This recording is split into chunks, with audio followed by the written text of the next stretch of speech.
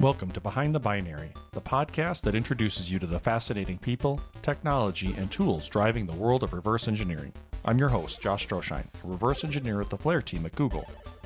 Join us as we explore the world of reverse engineering with pioneer and CTO Danny Quist. We'll examine the evolving landscape of binary analysis tools, the constant battle with malware obfuscation, and what it was like building one of the very first malware repositories for research. Plus, Danny shares unique insights into neuro-diversity and cognitive load, crucial topics that impact us all. That's just a glimpse of what's ahead. Danny Quist isn't just a leading mind in reverse engineering. He offers a rare look into the evolution of our field and some deeply personal reflections that I think will resonate with many of you. Let's jump right into my chat with Danny.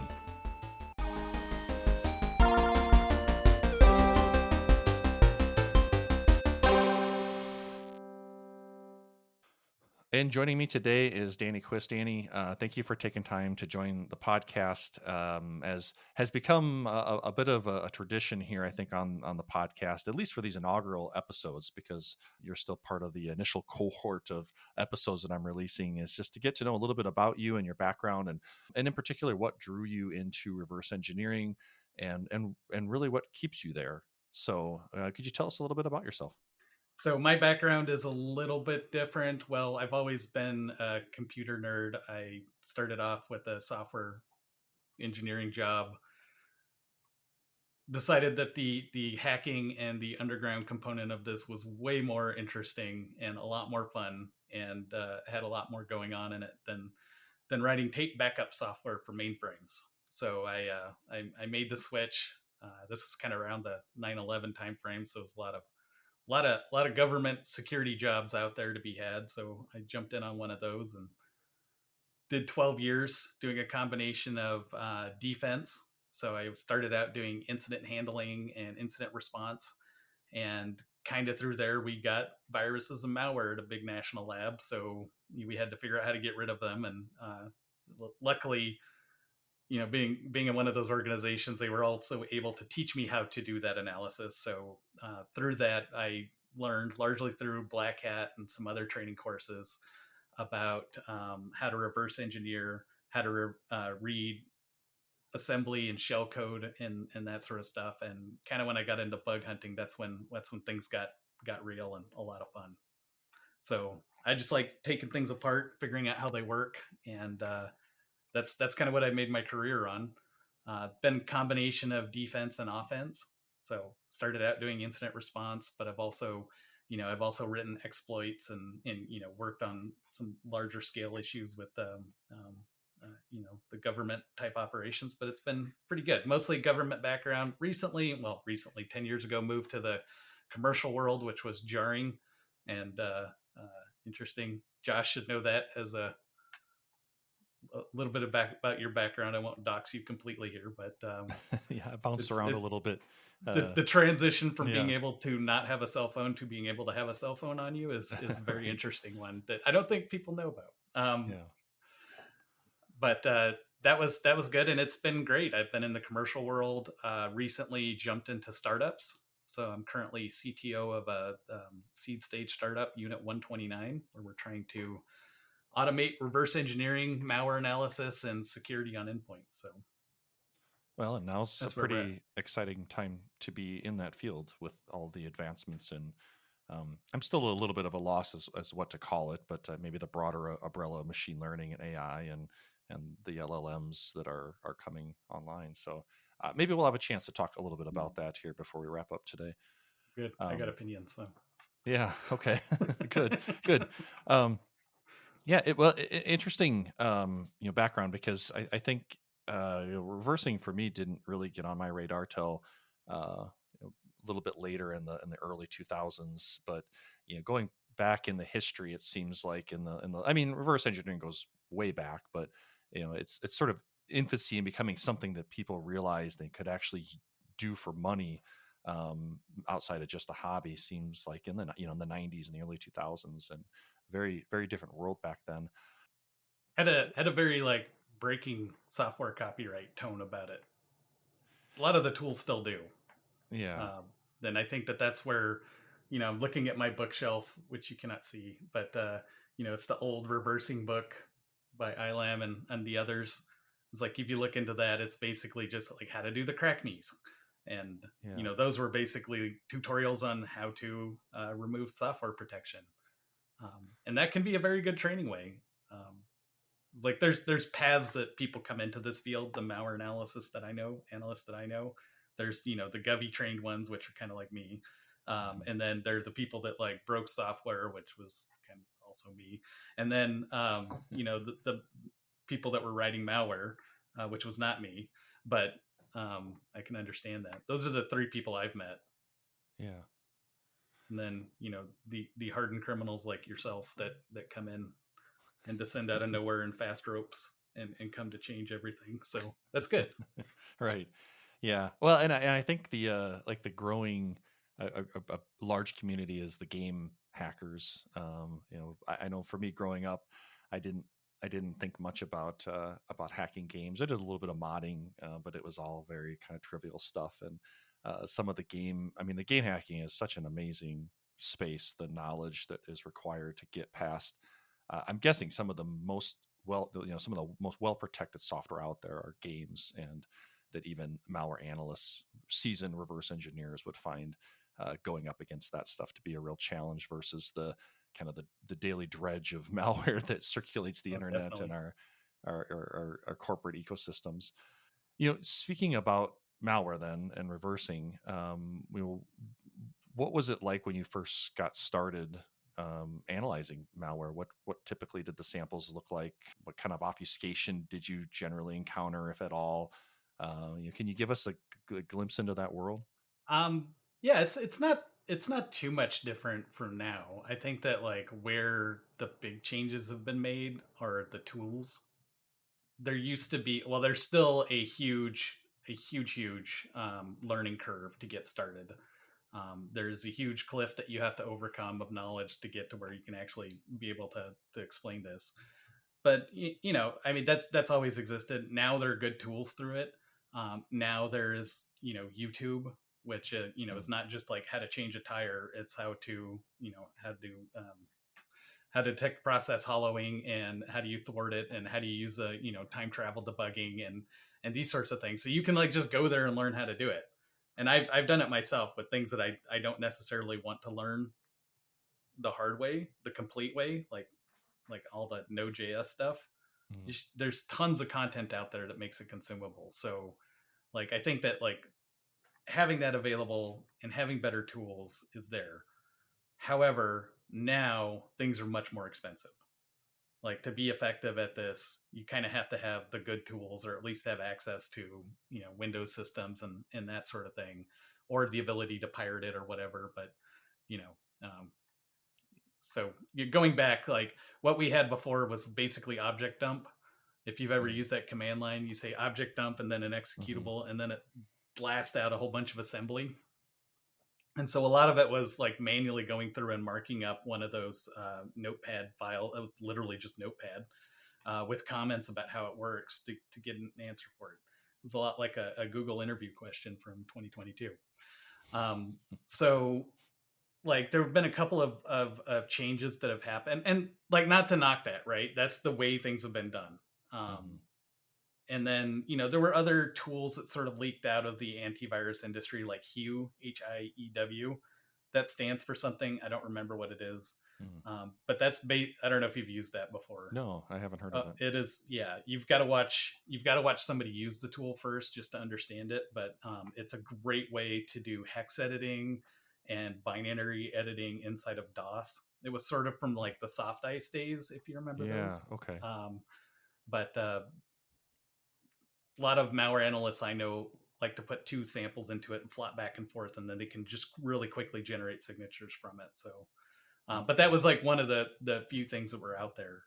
And even in like the government side of things and that sort of thing, the tools were not there to really back up or be able to do this like deep analysis that you had to do. So, I mean, just right now, debuggers are better. Um, reverse it, like the IDA Pro is amazing. Like when IDA 5 came out, that was big. Just being able to visualize the samples. Now that we're doing decompilers with a straight face and they're actually generating useful results, that's amazing too.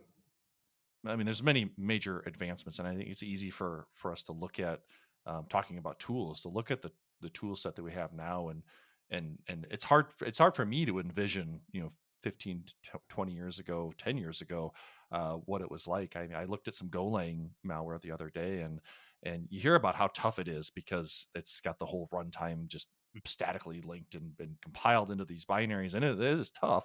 But you put it in a tool like IDA, and because of partially the work of the community, to provide plugins to help process that, and then part of it, of course, just IDA being IDA, they're more manageable. There's still going to be layers of obfuscation that make them difficult and tough, but kind of that initial shock of dealing with Golang is lessened a little bit just because of the tool itself. Decompilers are another one, and they kind of got mainstayed a little bit with the release of Ghidra. Were those like, when did decompilers really become a feasible aid for reverse engineering? Do you remember when you started using one in a reliable or consistent manner? Um, yeah, and I think that, so the question was, the reverse engineering, like the decompiling tools, when did they become useful? I think that they were useful as soon as they came out. There's a couple people or a couple of things that you deal with, and like the Go malware's or Go reverse engineering Go is like a great example of you experiencing exactly what the problem was. Maybe not now because Go reversing is much better than it was a year ago, but before that, it's like you would open up this code and you would just have, and I would love to show an example of it, but it's basically a complete view of just code, sub, underbar, and then address instruction for everything, all the functions and that sort of stuff. And so what you had to do was just start at the top, like figure out where main was and work from there and get there. But like with Go, that runtime has so many little features to do things like string copying and converting Unicode, and all the other Goisms that are out there, that you need to have those marked so you can just ignore them. Yeah, So like IDA's flirt signatures, that was a big thing that came out. Is just being able to say like, oh, that's memcopy, or oh, that's just a stir comp and stuff like that. You don't have to hmm like go and figure out what those mean. And I think that is the big advance that you get in IDA right now. Is that the PCLN tab, it actually gets parsed and supported, as far as being able to pull out what the actual internal data is inside, like what the functions are that you're looking at, and just having things labeled like that automatically is huge. So yeah, going back to your comment to AI, right? That's where it's going to come in with reverse engineering, is basically being able to see this code, being like, oh, that may be memcomp or stircomp, or one of the standard C functions that we're always looking for. But what it really looks like is this other code that I've seen a hundred different times in this malware repository or from these other things, and saying like, oh, this is what you looked at, something that's already been done. yeah, yeah. I mean, it's a really, it's kind of an incredible evolution when you think about what you were talking about, just starting with these raw dumps of assembly and having to figure out where to start building essentially your own function boundaries and all of this work that then tools like IDA came along and did. And you're like, oh, wow, that is amazing and super helpful and saves me a ton of time. And then programs get bigger and more complex. And, there's sort of this next advent. We have Flirt, which I guess I don't know how long it's been around. It's been around for a while. From the And just, beginning, yeah. yeah, parsing these large languages or binaries from these languages like Go, and helping you to still to better focus on what you want to focus on. And now it seems like AI is going to not only do that, but you're going to be able to really have insight into the program itself and ask questions. And it'll be interesting because you mentioned, reversing for you has been kind of a solo endeavor, and I felt the same in a lot of ways. I hear about from developer friends, paired programming We and like to call them forward engineers. forward engineers. Yeah, Okay. forward engineers. I really haven't encountered that. Like the reason that anybody's watched me reverse is because I'm willing to share some of it on places like YouTube, but otherwise I'm learning it, I'm doing it, I'm struggling all by myself. And so I wonder if having a little AI agent to help along the way would make that feel a little less lonely. Oh yeah, I mean, because like I don't know about you, but I've spent a lot of like hours thinking, philosophizing on like why this is hard, why this, and like a lot of other things to learn. It doesn't have to be reverse engineering. It can be math. It can be, you know, take Mhm. any sort of complicated thing, carpentry, plumbing, whatever. Something that requires skill that is not there. Is it just takes some time. And like the chief thing that you are fighting is your brain getting overwhelmed and bored and just zonked. And there's a fancy technical term for this. It's called cognitive load. And Mm. if you can reduce the cognitive load, which is the amount of thinking and reasoning that you have to do, you can work longer. And I think that that's where things like, you know, flirt initially, but now we've got LLMs doing labeling. I saw Mandiant released a whole thing that's basically Gemini tagging of those, which is great. I love it. But you know, there's all sorts of AI things that can be done too.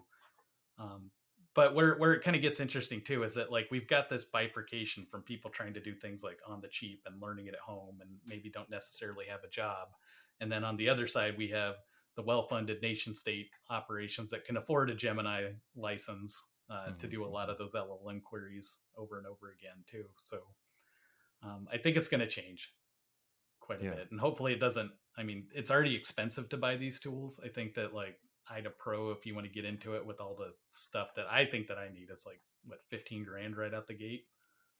I don't even It's look how is because it how is it accept that I would like to see it a little bit more accessible. That's the yeah, big thing.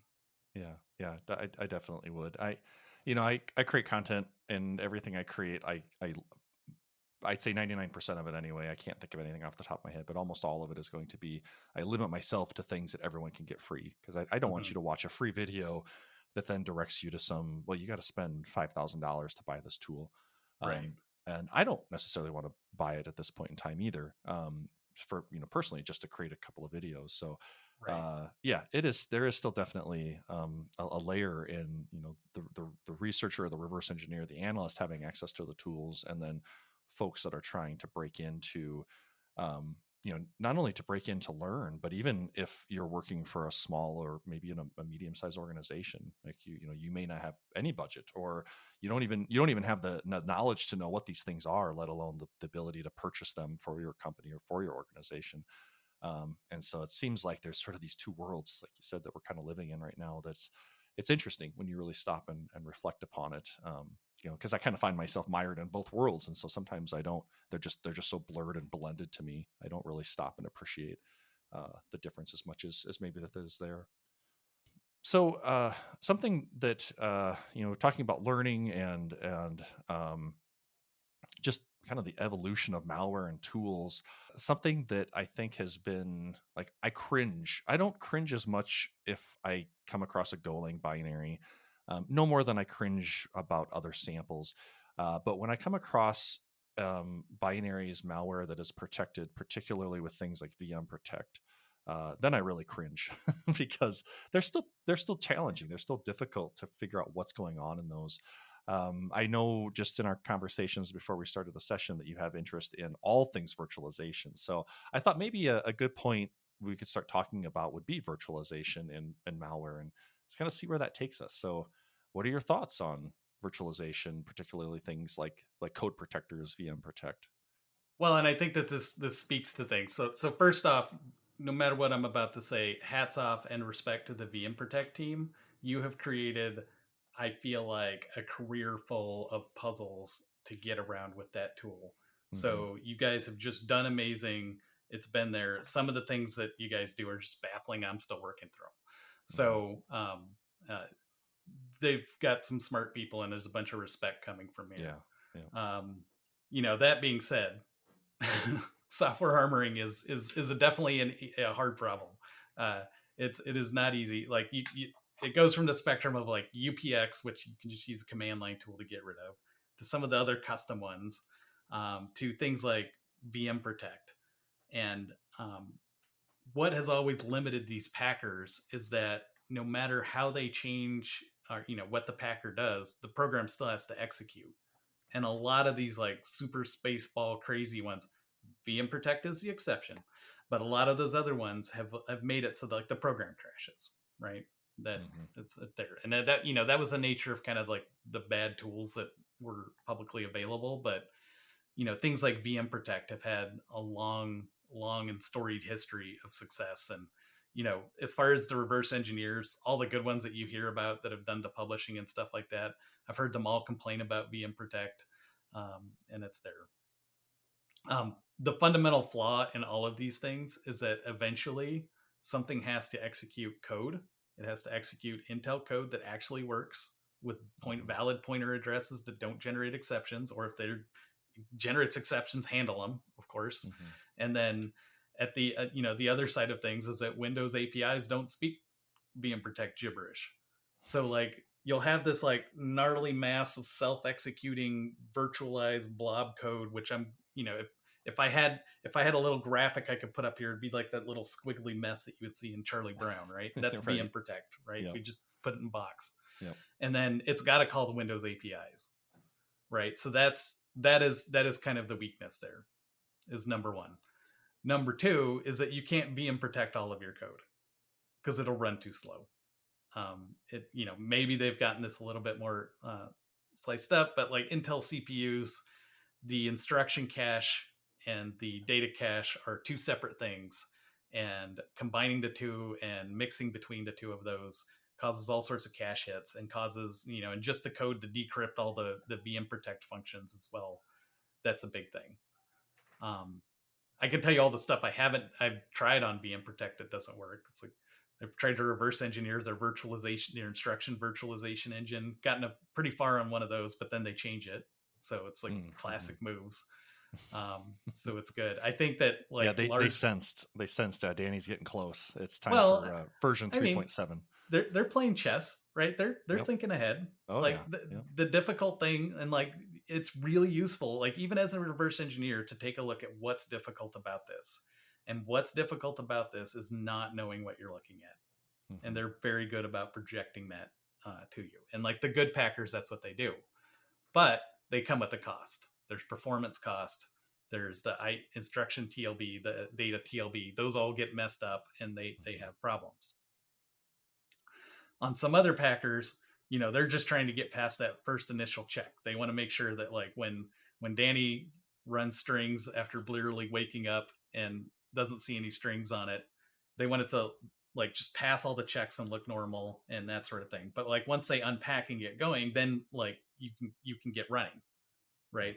So with unpacking, you can be there's a couple different tactics. One is that you can actually figure out how the algorithm works and unpack it. And I've seen some great work from like Sophos and like the other actual antivirus companies, where they pay the people that understand the fundamental encryption and compression, and they write these custom tools to do it. Not me. What I do is I like to run the malware. I like to observe it from the outside and see what it changes. And once it's done unpacking, then start doing the analysis. So a lot of times, like even with VM Protect, right? As long as you can get past it trying to detect you detecting it, like it's self-detection, and it just runs normally, you can get an idea of what it's doing. And then what that also does is that, since VM Protect is meant to cover like certain portions of code, like you can tell where the important stuff is, and things that you wouldn't necessarily put a lot of like analyst insight on. It's like, okay, now I know that they're trying to hide something inside of here. Now, what is it? It's hiding Windows API strings. They're obfuscating that so it doesn't come out in the strings command. That's something, right? You can build scripts to do that, and use some of the new fancier tools. Like I think your the time traveling debugger is a great one, right? To be able to look at things going through this, and like doing any sort of time travel type analysis. So when I first got started on virtualization, it's always been about unpacking and getting around malware, and that sort of thing. So initially it was to avoid being detected as like being in an analyst environment, but then after a while it became like, oh, now they're actually starting to employ some of these technologies to use them. Whenever I teach kind of intro-ish courses, I always that's usually what I try to caveat, like you as a, if you find yourself interested in reversing, it's probably because you at some level enjoy puzzles, because that's all that really is. And that's also in part what I think keeps most of us coming back to it, is because it's another challenge. It's another puzzle. Can I overcome it? But you often won't have the time to fully solve it. You get just enough of the frame and some of the pieces in the middle to know what the picture is, and then you got to move on. And the code protectors, the packers, all the anti-analysis, just to group everything into a broad category. You just got to know enough about it to get past it, and usually it's whatever the path of least resistance is. So for example, time travel debugging, which I've somehow not used extensively up until the last year or two. And I was actually surprised, as I thought, oh, hey, I'm hearing about this TTD thing, and it must be new. And I start looking into it. It's like years old. Oh yeah. I'm like, oh man, I'm living under a rock. But it has some inherent anti-analysis in it, just because of how the emulation engine works. And then, like you said, maybe you just get right to a point where you can get past that anti-analysis. You can get to the point where things are unpacking, because at the end of the day, instructions have to be valid, strings have to be strings, they have to get utilized. And so if you can find that, and that can be really challenging, if you can find that, you'll really be able to try to pinpoint things. Have you come across, so I guess maybe two questions. I'm good at just like shotgunning things out and letting you pick what you want to answer. Yeah. But like, is TTD, I haven't really looked, is it the first of its kind in terms of a public solution for being able to build a trace and then use a debugger basically to go back and forth in its execution? I Have think you? it is the best example of it. Like Okay. Microsoft has done like from the beginning, Microsoft development tools have just been amazing. The debugging experience has been excellent always. And like even watching the MS Tech people, like if you get into an environment where you're actually watching them work, it like they've got the good tools there that Mhm. sometimes we don't see. Um, and I think that time traveling debugging is one of those too. And we did have some of us had this idea. So I gave a talk back in '08 about time or temporal reverse engineering, which was kind of this thing, Mm. right? Is that at different portions of the code's execution, you're going to see different things, right? And so the idea was is that you could see the unpacking, and once you saw the unpacking, you could see it write data, and then you can see it use the API calls Mhm. and that sort of thing. That was more of like a high level thing. I don't think that it like I didn't let people get into register values and that sort of thing. But it was basically like, what does this program look like at the beginning of its execution, after it's executing and loaded all of its RAM? If it's not loading RAM and it just quits, that's another point. But just Mhm. being able to try to like take a look at it through its life cycle, you get to see different things. And Yeah. in the case of like VM Protect, you have to watch it through its life cycle, otherwise you don't know what it's doing. So Yeah. Yeah. Yeah. Absolutely. You, this is something that comes up, and maybe this is one of those debates that is best left on, for the uh, the podcast, we're supposed to get into it. yeah, okay. Well, like, so I still, like, I guess I learned early enough about reversing where packing was still very much a thing. It was sort of this monolithic layer. It was very, at least in my mind, it was always a very like measurable thing. You could identify typically when something was packed, and it was in a lot of situations easy to see when the unpacking was done. Now you get into this world of code protectors, and like some might argue that VM Protect might get lumped into the world of packing, but is it really a packer or is it a code protector? And like, what is the difference? And Yeah. like, how have you seen, or what is your view on the term packing and like packing techniques? Fast forward to today. I mean, are we still dealing with this sort of I don't, like UPX is still used quite a bit, Yeah. but I'm not running across outside of VM Protect these well-known packers that get used. Like, you still run across some of the old cruft that's been floating around for years now. Like, how is that changing? What are we dealing with now? Is it the same thing? We just don't classify it as packing? Is it just all? Can I just say code obfuscation and call it good? What are your thoughts there? Um, well, I think that we get to the classic thing about the back and forth that we have between offensive and defensive techniques, right? we talk about intentions and what it's being used for and that sort of thing. But what is the intention of a packer other than to what is the intention of a packer other than to obfuscate what's going on? What's the intention of a copyright protection tool other than to obfuscate or prevent somebody from misusing it? Like Mhm. it's the same problem, right? Yeah, It's going to yeah. have the same answers. Like really the big decision is like where you get your checks and how they come in. Like how much crypto does your company have to process on a daily basis for this? So that's like number one, right? Like there's no difference. Like Mhm. software armoring, that's another $5 way to talk about it. Mhm. Um, it's been around. It's gonna be around. Like the anti-copyright protection mechanisms that video games are doing. Those are other great examples of it too. But like on the same side, the people breaking video games, they have whole frameworks which make pretty good reverse engineering tools uh, Mhm. to analyze and modify programs as they're running to do cheating in video games. So, um, is there? As far as unpackers, there was a big change. So I think in the 32-bit space, there was a lot more of these like esoteric packers coming up. And I don't know if it's a function of more people understanding how assembly worked back then. Um, because when there was the 64-bit shift, a lot of those things like AS Pack and AS Protect and some of the other like less common, like the third and fourth place past UPX, um, and VM Protect. Those were sort of went by the wayside, but Mhm. you sort of saw them being a fall off in usage of those just because like they didn't work, right? They would crash your program. They would either crash themselves or they would get it detected immediately as something going on. And Mhm. UPX had that detection problem as well. The difference was is that people stuck with UPX because it still works. It's still maintained. It's reliable. It does not change, and that's the only thing that's there. Mhm. Um, Same thing with VM Protect too. And I just didn't see the reliability all of the Moonbat packers transition over from the 32-bit to 64-bit world. Mhm. And I don't know if Mhm. it's because like write protecting memory so that it's not executable suddenly became fashionable or what the deal was, but there was a big change. And I think I, the easy way to say it is that it's software engineering and it's expensive to port to new architectures, but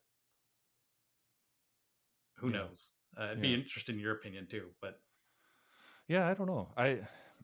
You throw in .NET too, because that's a pretty common first layer dropper downloader now as well. And I kind of dabbled at one point in time just as a solo effort, sort of a hobby. Could I identify these reliably? Could I try to classify them? Of course, I work for a company that has teams that do it, but I found it challenging because of just there's so much inherent stuff in a .NET binary that is just part of being .NET. They're so easy to change. They can do unmanaged stuff as well as managed, and so I just found it to be really challenging. And so I don't, I looked at a sample the other day to run it through some time travel debugging to play around with that a little bit. And it executes some shellcode, does some process hollowing. Pretty classic technique. But you look at that sample, and then I pull down a dozen others just kind of randomly that I know are just .NET, and they're probably at that dropper downloader stage, and they all kind of have the same, they all kind of have the same feel, which is odd to me. To me, that says that there's some tool somebody's using to generate these that's consistent, and maybe it's just one I haven't recognized. It's on GitHub. yeah. That's kind of the challenge. With the field, it's so broad. There's so many things to know besides just the technical knowledge of how to do the job, but all of the other stuff that's out there. It's easy to miss things. It's hard to keep up. So yeah, so that's another technique that yes, there are some known code obfuscators and stuff that apply to .NET. Yes, absolutely. And but it Most of them oftentimes commercial. Yeah. yeah, the commercial but then oftentimes it's like multiple products applied. You get a code protector plus some sort of a process hollowing layer that maybe you could say then is kind of like a packer. And what's the difference between the two? It's just and is there value? I mean, I guess is that, like, if you can detect the technique to help with automate your analysis and automate extraction of these artifacts, does it really matter if I say, oh well, layer one was code obfuscator Y and layer two was packer Z? And I mean, I guess it does, yes, because if you know how that thing works, then you can better descramble the obfuscation. But um, I don't know. It just seems like I get a .NET binary and it's just .NET. I don't worry about Right. identifying Yeah. necessarily how it's like, oh, it's a code flattener. Okay, great. Well, and it's always something to like modify the internal C sharp written code and jumble that up, right? It's not the IR. There are some IR things that get messed with, but like nobody really gets into Visual Studio that deep, or maybe Mhm. I shouldn't say speak in absolutes. I know not to do that, but for the most part, the obfuscators I've seen have been all about like jumbling up your C sharp code and then compiling that, and then whatever Mhm. comes out of that's there. And there was like a concerted effort to do things like inside of some other compilers like LLVM.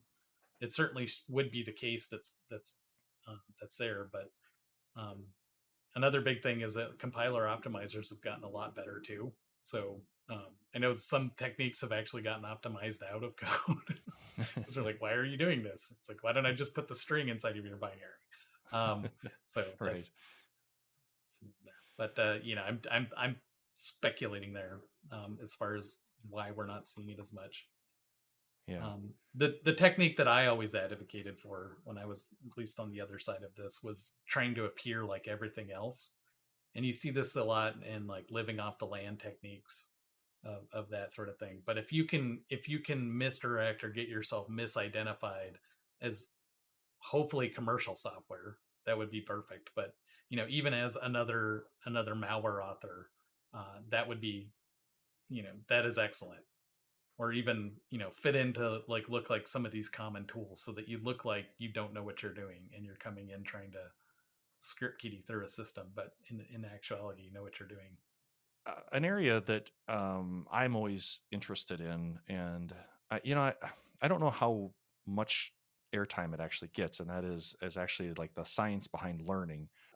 We talk about resources, we talk about how hard it is to learn hard topics, but like really getting into some of the nuts and bolts of how do you learn these things, I think is actually is really really interesting, and again maybe just doesn't get talked about enough, at least in our space.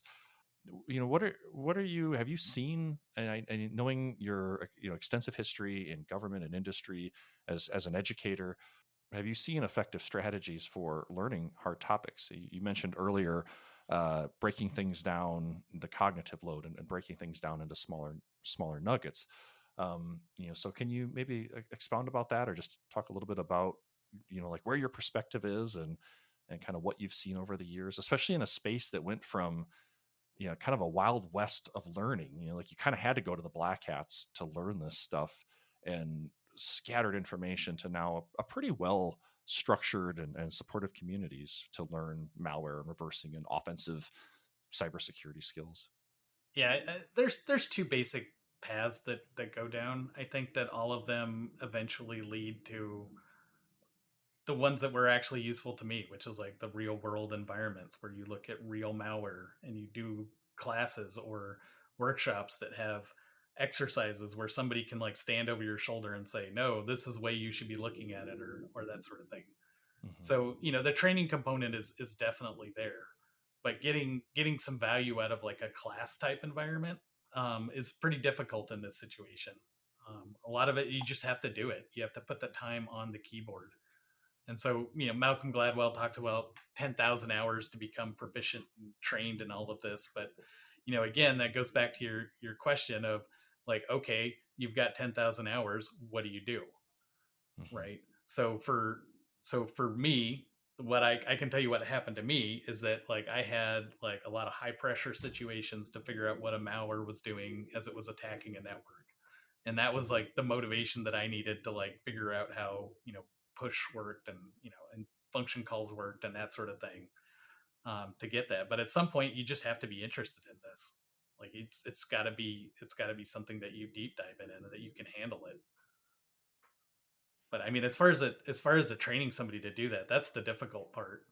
That's where I struggle is with new students, is if they don't care about this, or they're just using it as a paycheck, or it's just like, oh hey, I heard that this is a fun thing and this seems like a great, like they're great parties here, they're not.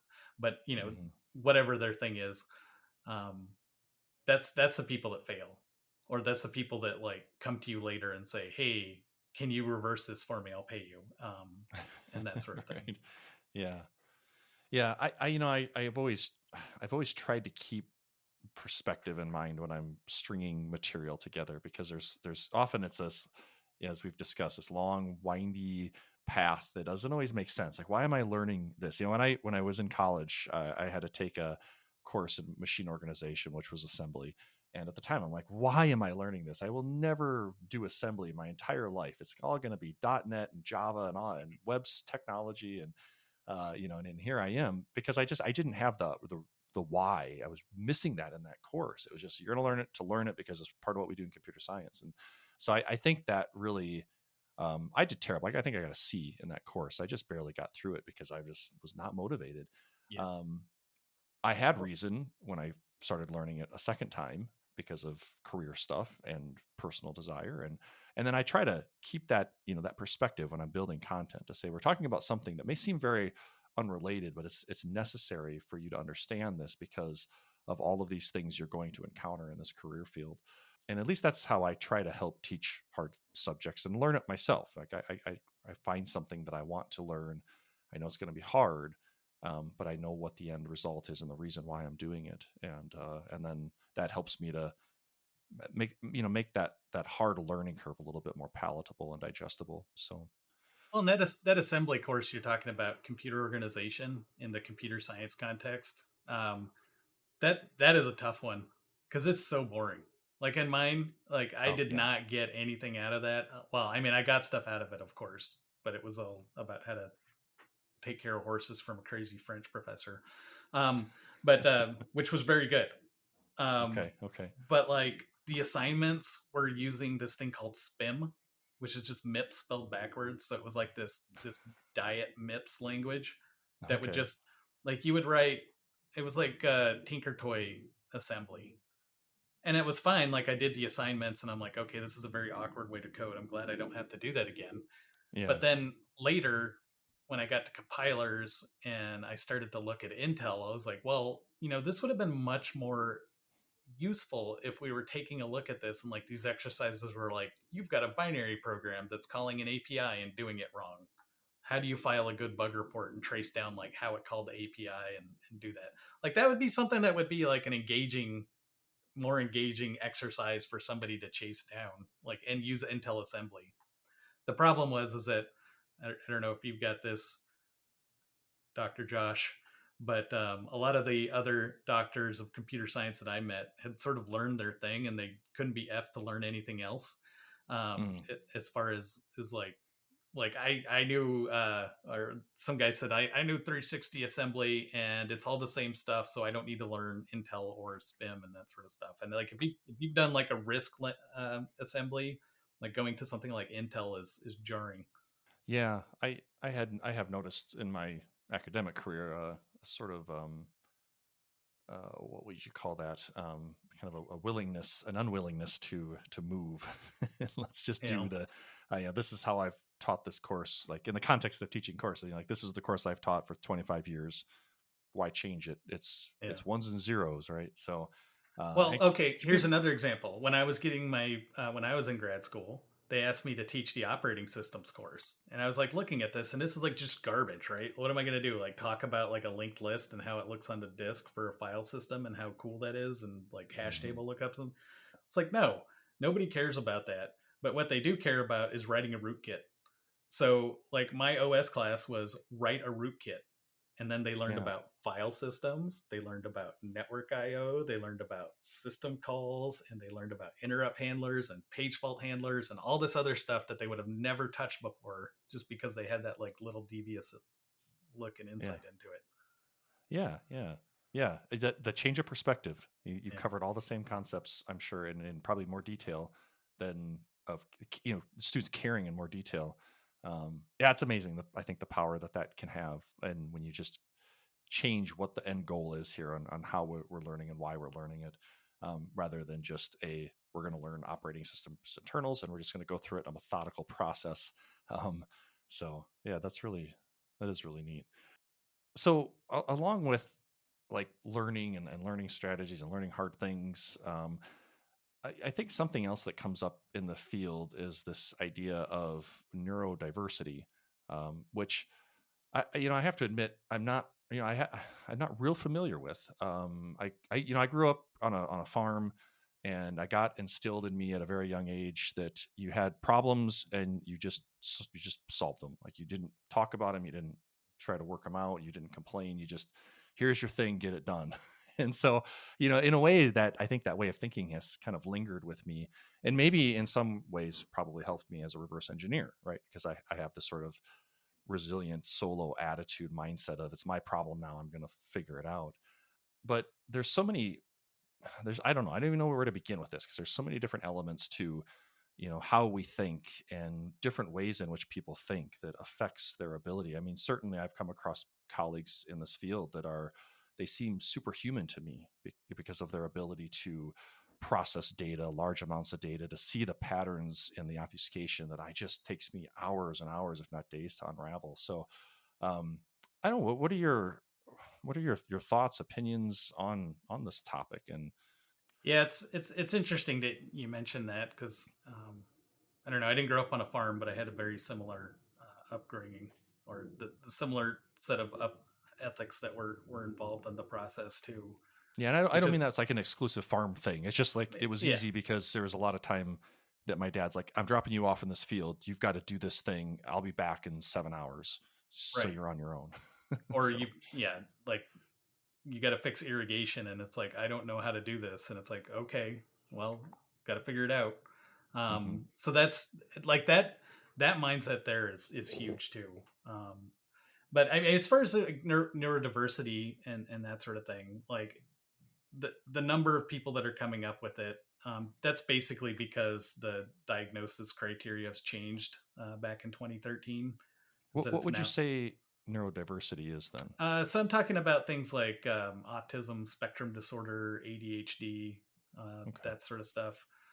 The problem with all of this is that it's a lot more understood in terms of kids, as far as the effect that it's having, and there's a lot Mhm. more resources and stuff that's out there.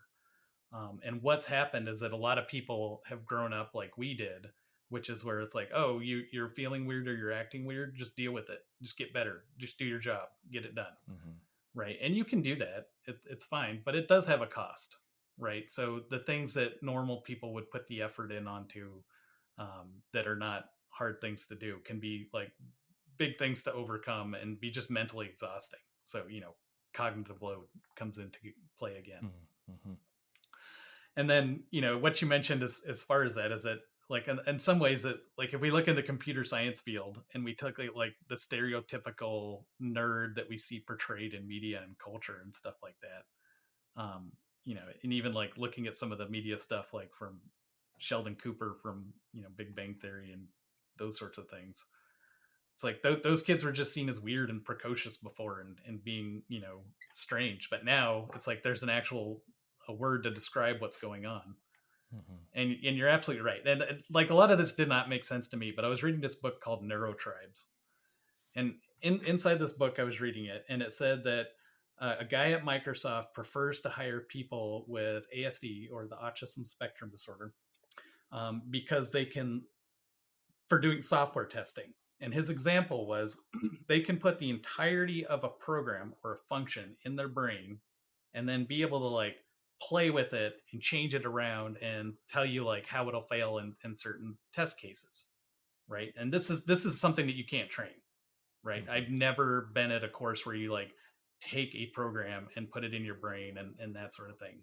But a lot of like that pattern matching that comes out, a lot of that is based off of just like adaptations of the real world. Is like how do you deal with like conflicting guidance, especially you know from all sorts of fields. But like you get to where you have these shortcuts and you can visualize it. So like once I read inside of Neurotribes that there were other people that could take programs and put them in their brains and play with them and just think about them, I was like, oh, now I feel labeled.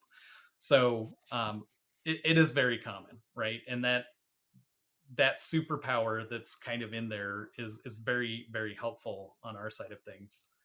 But it's definitely an interesting one. I don't think that like my conversations with other reverse engineers and this is before my diagnosis and that sort of thing, was that there was a lot of pushback against this. A lot of it was, let's not take this condition, which is causing some other people to be like much more impaired by this, and make it our own. Let's just do our jobs and get going. And I get that and respect it. Yeah. So, but at the same time, it's like, we I can look around and be like, oh, yeah, you start to recognize it in some people, and that sort of stuff, and just, I think about like some of the conversations I had when I was first starting out. It's like, oh yes, this was completely. I mean, I don't think Metasploit could have gotten written without those types of people Mm-hmm. just hyper focusing on, like, for weeks at a time on that one small specific problem. Yeah. Yeah, to the detriment of other social effects, but for like reverse engineering and computer programming, it turns out to be a very, very helpful skill. Yeah. It's an area I know it's out there, but I haven't, I don't know. I don't spend a lot of time thinking about it. And so it's almost as if I have this perception that it exists in kids and then somehow magically it goes away by the time they become adults. Like the school Right. systems or the hospitals or the parents or whomever is dealing with it, it deals with it. And now I know that's not the case, but it's kind of a weird, like I'd be, if I say I'm a manager at work and I don't know how I would broach the subject to help. I mean, it would all be out of intent to help, or to help harness those skills and to make folks as happy and productive as possible. I also, having spent some time in the military, I got conditioned very early on, and I don't know if maybe this was intentional or if it was just me internalizing, but it seemed like highlighting yourself in a medical way was almost a sure way to get kicked out. Yeah. So like, no, I don't have any issues. My ankle might be broken, but I can still run 5 miles. Don't worry about it. And mental health, another big one, much harder to diagnose, much harder to treat. I was always fearful that it would just result in a dismissal or it would inhibit my Well, career. And I and imagine a lot of folks feel that and that's way. that's valid fear. Like, there's still people I know, pilots, for example, they Mm-hmm. cannot they cannot go get a lot of types of mental treatment, and they can't take certain types of medicines because they'll lose their ability to fly. Yeah. Anybody that holds a security clearance, they say that they don't discriminate on that, on mental health stuff, but there's still parts of the government, well, I'm not going to name names, that where if you have certain issues, like you take antidepressants, not talking about any of the spectrum stuff, but like Mm-hmm. you just take the basic stuff to take care of yourself, they will they'll discriminate against you.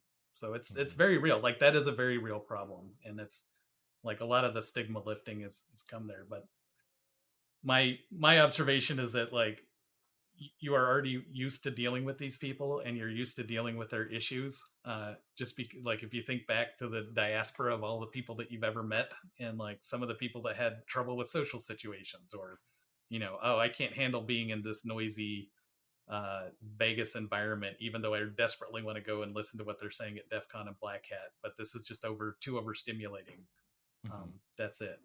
So, I mean, as far as like what you do, it's like, listen to them. It's a big thing.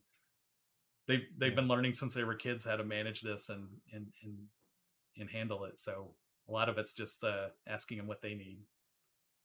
Do you have any suggestions then for anyone who, either maybe thinks is not sure where their mental Yeah, health stands, or I mean, because it's like there's a lot of, I guess this touches on a lot of areas. Is there's just like kind of in my mind there's like this raw mental health. Just, are you taking care of yourself? Are you finding good work life balance? Are you finding reward and challenge in your career and stuff like that? And then there's actually, I suppose, this other kind of category we're talking about where minds work a little different, which require a different approach to maybe how you learn, how you work, how you interact socially. So, like, I guess, how, I don't know if you want to talk about it, but like, how do you recognize that, and where do you personally go then to see, to seek reconciliation and understanding for yourself, to better understand yourself to help your quality of life?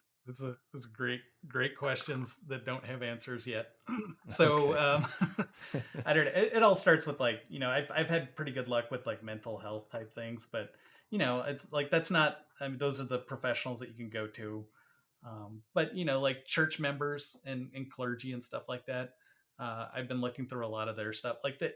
I mean, they're basically the field psychiatrists traditionally of a lot of places. That's a good thing. Like your community is a big one.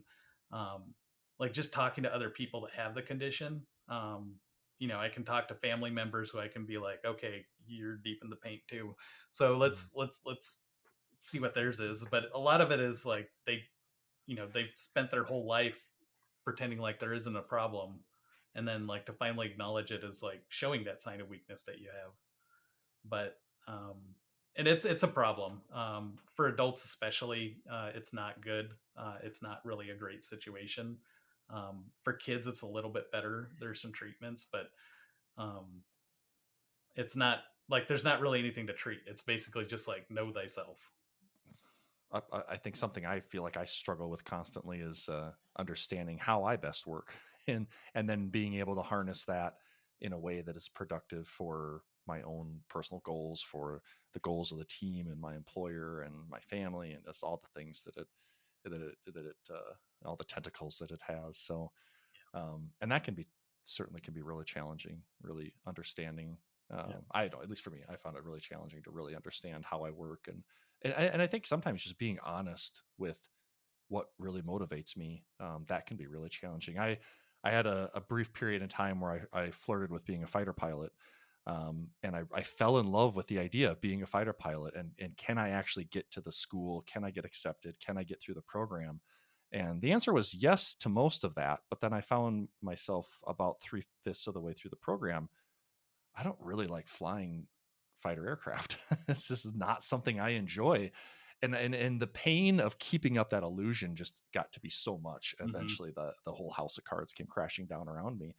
And it was a painful. It still has effects on me to this day because I built so much of my personality up in that. So Yeah, well, I too wanted to be a fighter pilot. I didn't get quite as far as you did, but the thing that stopped me was I was slightly too tall. I didn't fit in any of the planes. well, yeah, I'm a 6'5" ish. Also probably my glasses and being overweight. So yeah, I think it's funny because I got past the height measurement somehow, and then years later I was an intel officer, and we had a squadron that I was with. We could fly with the fighters, and I had to go back through a flight physical, and they're like, "No, you're too tall. You don't meet the criteria." I'm like, "Well, that's funny because I went to pilot training, 7 years ago, and I wasn't too tall, and I haven't grown any." But so I guess somebody helped me find a way. Like you can only scooch down in the seat so much to give yourself headroom for the cockpit. That's the big thing. It was that, and actually the sitting height. So from your tailbone to your knee, my knees wouldn't have cleared the dashboard, and so there was a very high likelihood that if I had to ever eject, parts of my lower legs would not be coming with me. Be a partial ejection. Like, well, when you're young, I'm just so excited. I'm so focused, on this thing and this mission, this objective, and I'm like, I'm willing to not care about any of that. And now I'm older. I'm like, wow, what the heck was I thinking? What would I do without my lower legs? But well, Danny, I think it was great having a chance to talk. We've covered a lot of ground, very new ground for the podcast. Not that I have a lot of episodes, but just talking about learning and the neurodiversity and just it absolutely plays a role for all around us. So hopefully the conversation was insightful for others that maybe haven't given it a lot of thought. I know for me, I haven't. It's been around me all my life, but I haven't really sat down and focused. Most days I'm just, you got to get through this, focus. and I struggle with that. So I'm going to be spending a lot more time thinking about it. Yeah, that's good. It's been a great discussion, and definitely learned quite a bit myself. So that's it. Thank you very much. And that's it for this episode. I hope you enjoyed this conversation with Danny. If so, please take a moment to subscribe, rate, and share our podcast with a friend. It really helps us bring you more incredible stories like this one.